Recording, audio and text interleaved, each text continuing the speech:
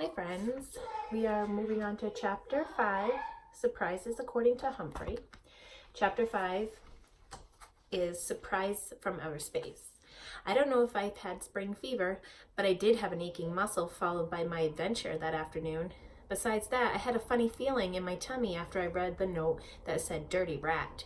I ate a good helping of Nutri-Nibbles, but my stomach still felt weird. Later, Og and I were both in somewhat dreamy state when the door opened, the lights came on, and I heard a familiar voice.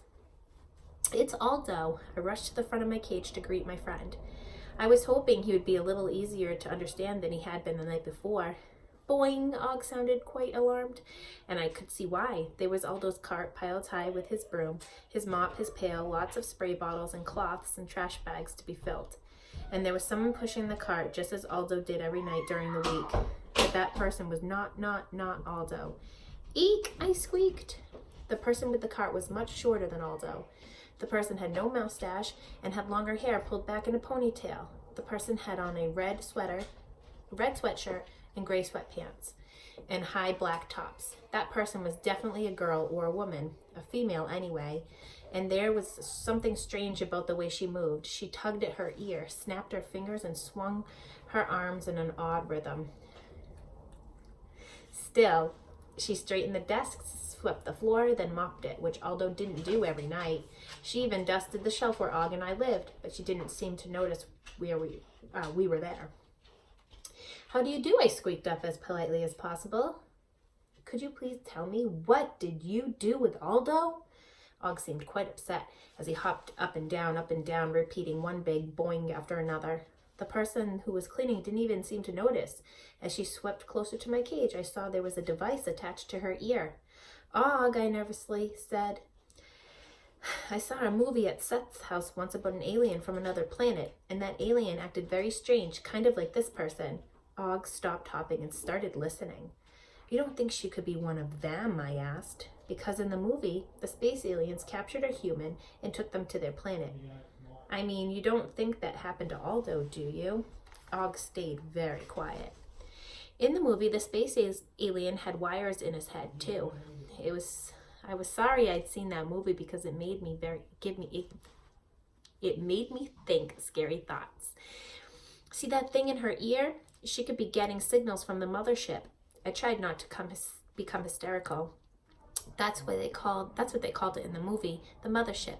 Finally, the person who had done a very nice job cleaning for the creature from outer space wheeled the cart out the door. She turned off the lights without opening the blinds the way Aldo always did and left room 26.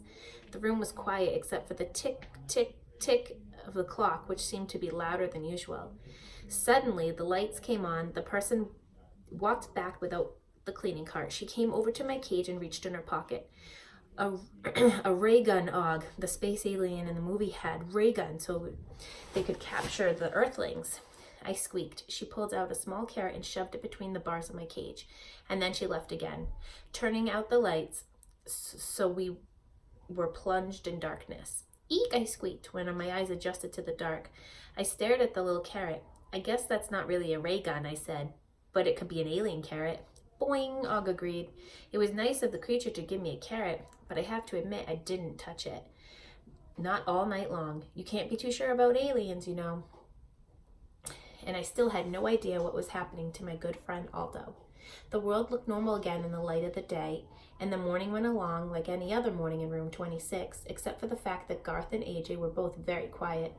In fact, they never looked at each other. Then came time for recess. While Mrs. Brisbane wrote word problems on the board, I spun my wheel, knowing my friends were out exercising on the playground. Suddenly, the door swung open and in walked Mrs. Wright, pulling Garth along with her. He looked very unhappy. "Mrs. Brisbane, you'll have to do something about this boy," the PE teacher announced. Mrs. Brisbane was truly surprised. "Garth, what happened? You know our students are required to get a certain amount of physical activity at recess every day," said Mrs. Wright. "But I found this young man hiding behind the building when he was supposed to be playing ball. Strictly against the rules." "Were you hiding, Garth?" Miss Brisbane asked. "Sort of." Mrs. Brisbane told Mrs. Wright that she'd take care of the situation. "What will you do?" the PA teacher asked, holding her whistle. "That's between Garth and me." There was ice in Miss Brisbane's voice. Thank you, Mrs. Wright. Mrs. Wright laughed. Thank goodness. And Mrs. Brisbane asked Garth to sit down. She sat down next to him. Why weren't you playing ball with your friends? She asked. I don't have any, Garth said. His friend was squinched up like he was going to cry. Of course you do, Garth, Miss Brisbane insisted. You've got lots of friends. Garth shook his head. Not anymore. Mrs. Brisbane spoke very softly. Please tell me what happened. I'm lousy at softball, and when they choose up teams, I always get picked last. Garth's voice quivered. Yesterday, AJ was a team captain and got to pick his players, and he picked me last, even though I'm his best friend. I mean, I was his best friend. He even picked Saya before me, and she's not very good either. Then Tabitha told Seth they lost because of me, so I decided not to play anymore. He sniffled, and Mrs. Brisbane handed him a tissue. I'm sure that hurt a lot. It always hurt me when I got picked last. I wasn't very good at sports, she confided in him. But you're a girl, Garth told her. Girls don't have to be good. Mrs. Brisbane smiled a little. I understand that Tabitha is the best player in the class, and she's a girl. Yeah, but still, it's different being a boy, Garth sighed. AJ would probably pick Humphrey instead of me. Well, yes, he might. I'm very popular with my friends. I don't know how to play softball, but I have to admit I'm good at the hamster ball. Garth and Mrs. Brisbane sat in silence for a while until I couldn't stand it any longer. I think AJ was mean not to pick Garth, I blurted out. It sounds like Humphrey has something to say on the subject, said the teacher. Garth didn't even smile. Tell you what, she continued, you and AJ bring your lunches in here today and we'll talk. He'll think I told on him, Garth protested. I'll make sure he doesn't, Mrs. Brisbane assured him. But I can't make him choose you first. Even if he picked me at third or fourth, it would have been okay, said Garth. Not just last. Mrs. Brisbane glanced at the clock and said recess was almost over. She asked him to feed Og, some sort of his yucky crickets, something Garth likes to do. I headed for my sleeping hut to think about what I'd just heard. I didn't know a thing about softball. I'd never been chosen for a team either, but I knew one thing. I wouldn't want to be picked last, especially by my best friend. Lunchtime rolled around and Mrs. Brisbane told Garth and AJ to bring their lunches to the classroom.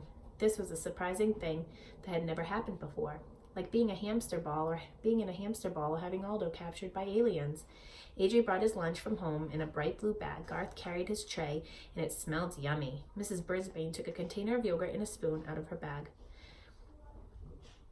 But no one, not even Mrs. Brisbane, ate a bite. Mrs. Wright said you picked a very good softball team yesterday, she began. Yes, ma'am, said AJ loudly. But she was surprised that you didn't pick Garth until last. AJ stared down at the untouched sandwich in front of him. I was surprised too, the teacher continued, since you're such good friends. Yes, ma'am, said AJ. It's just Garth's not the best player, and I think when you're choosing a team, you've got to pick the best players, don't you? I suppose so, Mrs. Brisbane. How do you feel about that, Garth? Garth squirmed in his chair. It wouldn't have hurt him to pick me. I ended up on the team anyway. So it made you feel bad to be picked last, Mrs. Brisbane asked. Yes, Garth looked miserable. So did AJ. Somebody's got to get picked last, said AJ. The rest of the team would have been mad if I picked you before somebody like Richie or Kirk. I never thought of that, said Mrs. Brisbane, stirring the yogurt with her spoon. Well, now I'm mad because it feels really awful to be picked last, said Garth. His cheeks were flaming red. I guess it does, Mrs. Brisbane agreed. As far as I could see, the conversation was going nowhere. Back and forth, Mrs. Brisbane agreed with both of them. But neither boy changed their mind, not one bit. I imagine AJ is sorry you felt bad, said Mrs. Brisbane, right? Well, sure. AJ didn't sound totally convinced, but at least he agreed. And I'll bet Garth realizes what a hard decision it was for AJ, she added. Right, Garth? Yeah. Garth sounded like he had more to say, but Mrs. Brisbane didn't let him. Good. Then the two of you can play ball together and be friends as well. After all, softball is only a game. It shouldn't be important enough to break up a friendship. Agreed? The boys nodded, and they didn't have much of a choice. Mrs. Brisbane wasn't quite finished. Then at the next recess you'll play ball, won't you, Garth? Garth groaned. I'll just strike out and everybody will be mad at me. You don't keep your eye on the ball, AJ blurted out. I do too, Garth snapped back. I kept my eye on the ball as it sails past my bat. Mrs. Brisbane glanced at the clock. Eat your lunches now. You've got to keep your strength up for the next game. She sounded very cheery, but Garth and AJ looked about as uncheery as two people could be. They then ate their lunches in silence until I couldn't stand it anymore. For goodness sakes, make up, I squeaked. Mrs. Brisbane craned her neck to look at me. I didn't know you were so interested in sports, Humphrey, she said. The boys finally smiled a little. I don't know much about sports, but I do know about Garth and AJ, and if Mrs. Brisbane couldn't get them to be friends again, I guess I would have to.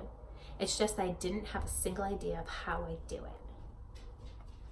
All right, well, that was our chapter 5, so we'll figure out how they become, or if they become friends again in chapter 6 tomorrow. I'll see you guys tomorrow. I miss you so much. Bye, guys.